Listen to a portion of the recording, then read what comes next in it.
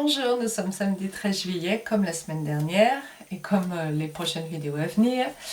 Je vous ai expliqué dans la dernière vidéo, j'ai essayé de vous guider à travers un début de déconditionnement, prendre de la distance, regarder son ressenti et voir que, où est-ce que je veux aller?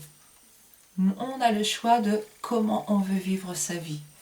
Ce qui nous empêche de choisir, c'est le conditionnement. Ok, mais vous avez maintenant la possibilité de le remettre en question. En tout cas, je l'espère. Bon. Aujourd'hui, je voudrais vous donner un exemple à partir d'une croyance, de faire un travail de déconditionnement. Alors évidemment, il n'y a personne en face de moi. C'est très compliqué. Je vais faire les questions et les réponses et comme si moi, je me déconditionnais moi-même, ce que je fais quand même assez régulièrement. Pour les croyances qui restent. Alors, un exemple concret de travail de déconditionnement. J'ai pas réfléchi à l'avance. Qu'est-ce que je peux vous prendre comme exemple? Quelque chose qui est tellement courant, qui est aimer, c'est être là pour l'autre. Ok. Je sais, c'est ce qui est ressorti du dernier stage, c'est pour celles qui me regardent. Ça remettra une petite couche. Aimer, c'est être toujours là pour l'autre. On a vu la semaine dernière comment commencer à se déconditionner. C'est, première question, est-ce que c'est vrai? Et je ne l'ai pas précisé la semaine dernière, mais ce travail autour des questions, ce déconditionnement autour de questions, c'est très très très inspiré de The Work de Byron Katie, le travail. Vous avez The Work France sur internet, sur mon site vous avez des liens pour voir tout le processus. Après évidemment, moi quand je le fais travailler selon mon angle de vue, donc les questions sont un petit peu différentes, mais c'est cette idée d'aller au fond de soi et surtout de prendre du recul. Aimer, c'est être toujours là pour l'autre. Est-ce que c'est vrai? On prend un espace, oui, non, je ne sais pas. Je laisse le vide. On va dire, vous allez avoir envie de répondre, bah oui, aimer, c'est être toujours là pour l'autre, c'est ça l'amour. Ok. Il n'y a pas de bonne réponse. Ok. Quand je dis c'est ça l'amour, aimer c'est être là pour l'autre, il n'y a pas de limite. C'est pas être là sauf si je peux pas. C'est pas être là mais pas la nuit parce que je suis en train de dormir. C'est pas être là jusqu'à ses 99 ans. Vous voyez? Il n'y a aucune limite sur le être là. Aimer, c'est être là sans limite. Premier constat, on est dans une croyance puisqu'il n'y a pas de limite. Comme ça, vous pouvez les reconnaître. Il n'y a pas de limite. Ok. Aimer, c'est être là. Donc tout le temps, toujours, quoi qu'il en soit, sans limite. C'est être là sans limite. Ok, premier constat. Deuxième constat, on commence à regarder les mots. Qu'est-ce que ça veut dire être là? Être là, ça veut dire être disponible. Alors vous allez trouver vous-même votre propre définition. Ce n'est qu'un exemple. Et je ne vais pas tout passer en revue parce qu'il faudrait beaucoup plus de 15-20 minutes de vidéo. Être là, alors voilà, moi je dis, ce qui me vient, être là, c'est être disponible pour l'autre. Ok, ça veut dire quoi être disponible? Vous remarquez que disponible, c'est un peu la même racine que être à disposition. Je dois être à la disposition de l'autre. Aimer, c'est être à la disposition de l'autre sans limite. C'est intéressant quand on creuse. Est-ce que c'est vrai que l'amour, c'est être à disposition de l'autre sans limite? Vous continuez à observer. Pendant le travail que nous faisons là, si à un moment donné, vous sentez que votre cœur, c'est plus juste dedans, il y a quelque chose qui... Non, là je sens pas l'amour, quoi. C'est que vous commencez à prendre du recul et que c'est vous commencez à sortir de ce conditionnement et à rentrer dans quelque chose, dans votre vérité. peut-être qu'il y a des fois, ça va rester en accord. Et observez ce que votre cœur s'ouvre. Est-ce que mon cœur s'ouvre? Est-ce que je suis dans cette ouverture quand je me dis que je suis à la disposition de l'autre sans limite? Observez. Puisque vous avez le choix dans quel monde vous voulez vivre. Ok. Quand je suis à la disposition de l'autre sans limite,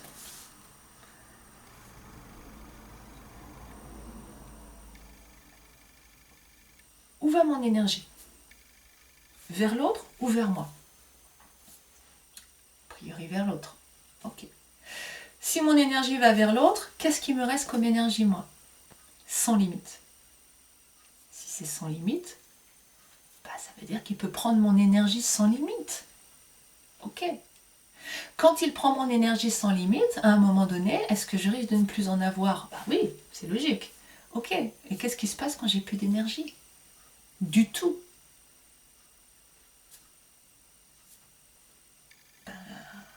Plus d'énergie du tout, on va vers la mort. Ou une grande souffrance en tout cas. Ok. Aimer, c'est aller vers la mort et une grande souffrance. Je reprends l'équation de départ, hein. Moi c'est très mathématique.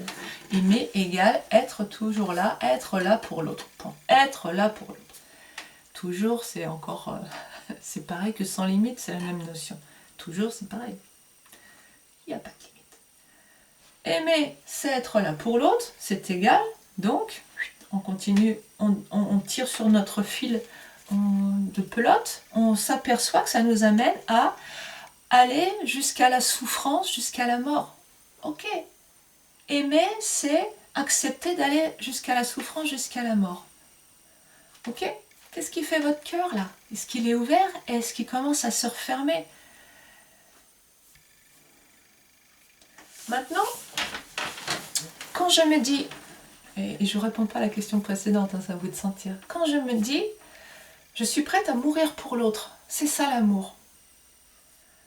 Quand je me fais mourir, et imaginons que je fasse mourir quelqu'un, que ce soit moi, que ce soit quelqu'un, voilà, par amour tu dois mourir. Vouloir la mort de quelqu'un, ou accepter sa mort, qu'est-ce que ça fait dans votre cœur? Est-ce que, oh oui, la mort, ça s'ouvre? Ou est-ce que, non mais attends, enfin, faire mourir quelqu'un, mais non, non, c'est pas ok.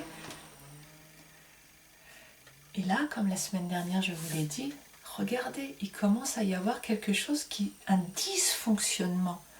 Là, vous sentez, non mais, c'est logique ce qu'elle a dit jusqu'à présent, et c'est vrai que sous cet angle-là, il y a une incohérence. Il y a une incohérence. Et vous allez découvrir par le déconditionnement qu'il n'y a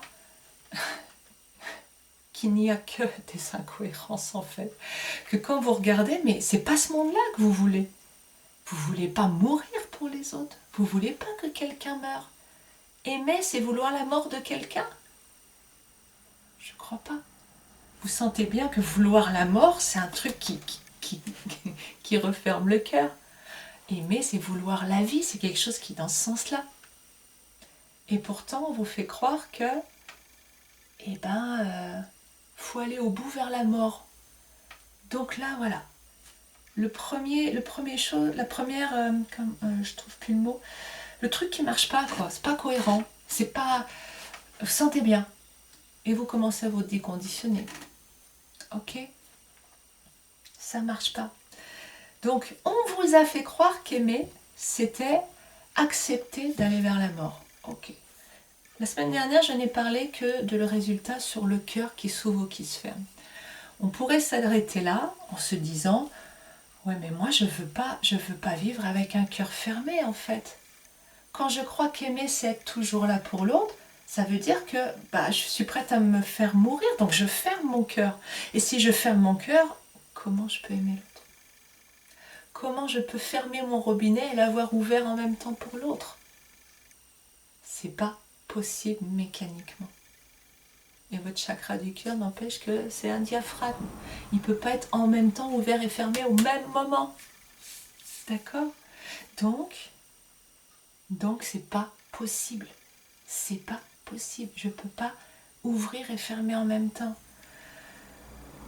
Quand je crois qu'aimer, c'est être là sans limite, eh bien à ce moment-là, mon cœur se ferme. Et là où je crois donner de l'amour à l'autre, ce n'est plus de l'amour que je lui donne. Parce que mon cœur est fermé. Ce sont des preuves d'amour. C'est le Canada Dry. Ça ressemble à l'amour. On parle d'amour, mais ce n'est pas de l'amour. Puisque mon cœur est fermé, ce n'est pas de l'amour. Ce sont les langages de l'amour.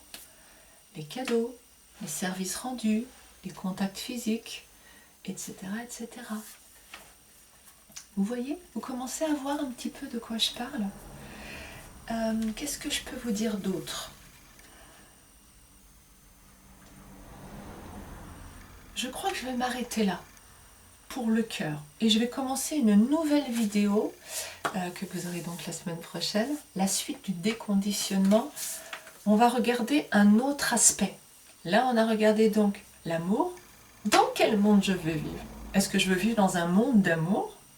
Un monde d'amour, c'est un monde où mon cœur est ouvert. Mais oui, mais les autres... Ah, c'est bien que je dise ça parce que... Les autres, imaginez là, profondément, que vous ouvrez votre cœur en permanence, c'est-à-dire que vous choisissiez de vivre dans un monde d'amour sans que les autres soient là. Pour l'instant, mettons les autres de côté dans l'équation. Je suis seule, mais je m'autorise à m'aimer. Je choisis de m'aimer. Ben oui, mais c'est mal. C'est égoïste. Eh ben ça, c'est une autre croyance à étudier. Ok? Et peut-être que je la ferai après. Peut-être que celle-là, je la ferai après. Je me rassemble. Je choisis de m'aimer. Qu'est-ce qui fait votre cœur, là? Se pourrait-il que quand vous dites « je choisis de m'aimer », ça s'ouvre. Et là, vous êtes... Comment vous vous sentez quand ça s'ouvre? Se pourrait-il qu'il y ait un truc qui circule là à l'intérieur, comme une chaleur, comme un sentiment de complétude, enfin. Un sentiment de complétude, enfin. De beauté, de lumière, d'harmonie, d'unification. Vous voyez ce que je veux dire? Ok. Ce sentiment, est-ce que vous avez besoin d'autre chose? Est-ce que vous avez des peurs? Est-ce que vous... Non, vous êtes juste bien. Bon, et vous êtes toute seule. Dans un sentiment d'harmonie et de complétude parce que vous choisissez de vous aimer. Est-ce que vous avez besoin des autres en cet instant? Non.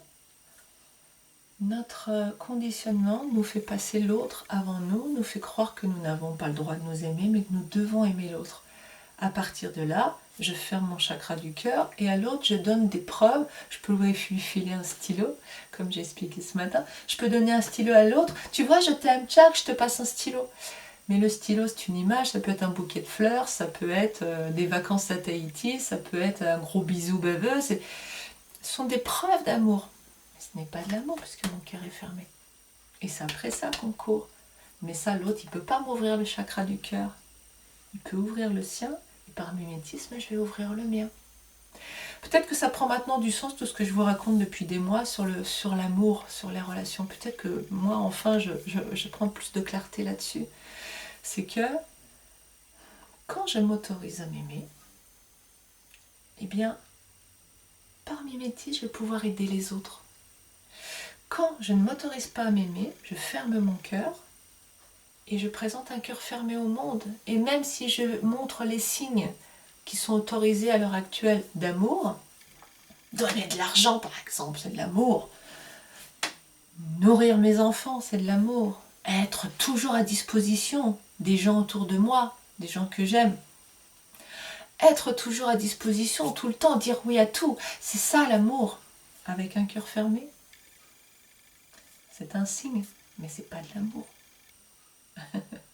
J'ai l'impression de parler du Canada Dry, mais c'est tout à fait ça. Ok. Nous sommes dans une société, je le redis encore, qui n'a pas pour but de nous rendre heureux, mais de nous faire souffrir pour que notre gueule mange, grossisse, et continue à nourrir cette violence dans cette société, cette souffrance, etc. C'est un cercle vicieux. Ok, comment voulez-vous vivre votre vie? C'est pas si simple, bien sûr, parce que là, vous commencez à mettre un petit doigt dans le déconditionnement.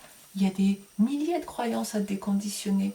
Il y en a des plus grosses, il y en a des plus petites, mais voilà, chaque fois que vous n'avez pas un cœur ouvert, c'est que vous êtes dans une croyance. Chaque fois que vous observez qu'il n'y a pas de limite, vous êtes dans une croyance. Chaque fois que vous observez que ça ne se passe pas comme vous voulez, ça devrait être autrement, ça devrait, c'est une croyance. C'est comme ça. Ça, c'est la réalité.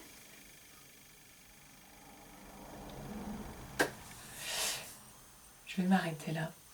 Et je vais vous parler donc avec un autre paramètre sur un autre exemple. Là, je parlais du cœur, de l'ouverture du cœur. Si vous voulez vivre dans un monde d'amour, il n'y a pas 36 possibilités. Il faut ouvrir votre cœur à vous-même. Et en ouvrant votre cœur à vous-même, vous permettrez aux autres de retrouver la façon d'ouvrir leur propre cœur. C'est comme ça qu'on aide les gens sur cette terre. C'est pas en agissant sur eux. Ça, c'est de l'ego. Être un exemple d'amour, voilà, pour le dire clairement. Être un exemple de personne heureuse et bien dans sa peau, c'est la façon la plus efficace. Et c'est moi qui dis ça. C'est la façon la plus efficace d'aider autour de soi. Ok? Je m'arrête là-dessus. Je vous souhaite une très belle semaine. À très bientôt.